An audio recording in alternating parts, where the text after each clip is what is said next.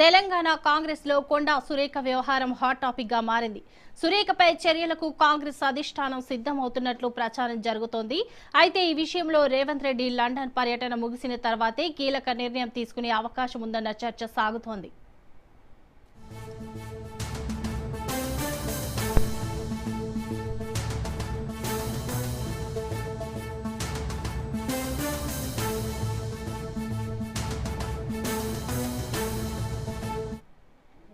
మరోవైపు సురేఖ స్థానంపై పలువురు ఆశావాహ నేతలు ఇప్పటికే ముమ్మరంగా ప్రయత్నాలు ప్రారంభించారు.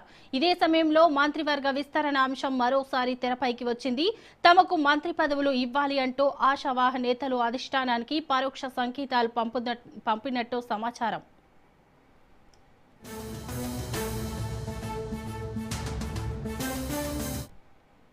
ముఖ్యంగా బీసీ సామాజిక వర్గానికే ఈసారి మంత్రి పదవి దక్కే అవకాశం ఉందని ఆశావాహులు ధీమా వ్యక్తం చేస్తున్నారు. అంతేకాదు ఈసారి ఎమ్మెల్సీల నుంచే కొత్త మంత్రిని ఎంపిక చేసే అవకాశం ఉందన్న ప్రచారం కూడా రాజకీయ వర్గాల్లో జోరుగా సాగుతోంది. దీంతో తెలంగాణ కాంగ్రెస్ లో తదుపరి పరిణామాలపై ఉత్కంఠ నెలకొంది. ఇక దీనిపై మరింత సమాచారం మా ప్రతినిధి సునీల్ అందిస్తారు. సునీల్, చెప్పండి. కాంగ్రెస్లో నెలకొన్నటువంటి అంతర్గత విభేదాలు ఇప్పటికే పార్టీని అతలాకుతలం చేస్తున్నాయి. ఇక నిన్న తాజాగా మనం చూసాం, కొండా సురేఖ కూతురు కొండా సుస్మిత చేసినటువంటి వ్యాఖ్యలని వ్యతిరేకిస్తూ నిన్న దాదాపు ఎమ్మెల్సీలు ఎమ్మెల్యేలు అందరూ కూడా శాసన మండలి సమావేశం అంటే సిఎల్పిలో సమావేశం నిర్వహించి ఆ తర్వాత మీడియా ముందు వారందరూ కూడా రావడం జరిగింది.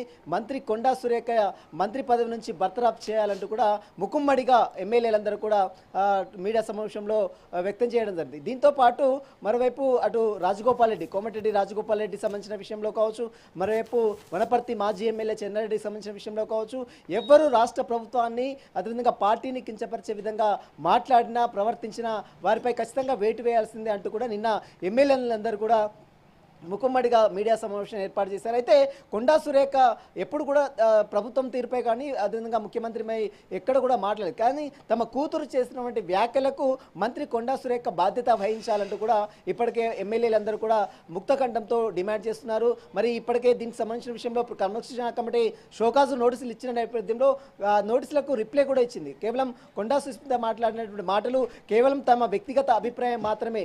షోకాజు నోటీసు ఇవ్వడం రాజ్యాంగ స్ఫూర్తికి అంటూ కూడా కొండా సురేఖ అటు క్రమశిక్షణ కమిటీకి టీపీసీసీకి రిప్లై ఇచ్చింది. కానీ ఆ రిప్లైలో ఎక్కడ కూడా కొండా సుస్మిత చేసిన వ్యాఖ్యలను కొండా సురేఖ ఖండించలేదు, మరోవైపు క్షమాపణ కూడా చెప్పలేదు. కాబట్టి వెంటనే ఇలాంటి వ్యాఖ్యలు చేస్తున్నటువంటి కొండా సురేఖని వెంటనే బర్తరఫ్ చేయాలి, తన మంత్రి పదవి నుంచి తొలగించాలంటూ కూడా నిన్న ఏకతాటిగా అటు ఎమ్మెల్యేలందరూ కూడా మీడియా సమావేశం ఏర్పాటు చేశారు. అయితే ఇక కొండా సురేఖ అధిష్టానం ఏ రకంగా రెస్పాండ్ అవుతుంది, కొండా సురేఖ మంత్రి పదవి నుంచి తొలగిస్తారు అంటూ కూడా పెద్ద ఎత్తున ప్రచారం కొనసాగుతుంటే ఓవైపు మరోవైపు తమకంటే తమకు మంత్రి పదవి దక్కుతుంది అంటూ కూడా బీసీ నేతలు ఆశావాహులు ఇప్పటికే పోటీ పడుతున్నారు. అటు కేంద్రం దృష్టికి అధిష్టానం దృష్టికి మరోవైపు రాష్ట్ర హైకమాండ్ దృష్టికి తీసుకువెళ్లే ప్రయత్నం చేస్తున్నారు. ఇక బీసీల ప్రాధాన్యతకు బీసీ సామాజిక వర్గానికి పెద్దపీట వేస్తారనేటువంటి పెద్ద ఎత్తున ప్రచారం జరుగుతున్న నేపథ్యంలో ఎమ్మెల్సీలు మరోవైపు ఎమ్మెల్యేలు బీసీలో ఉన్నటువంటి ఎమ్మెల్యేలు ఎమ్మెల్సీలు అందరూ కూడా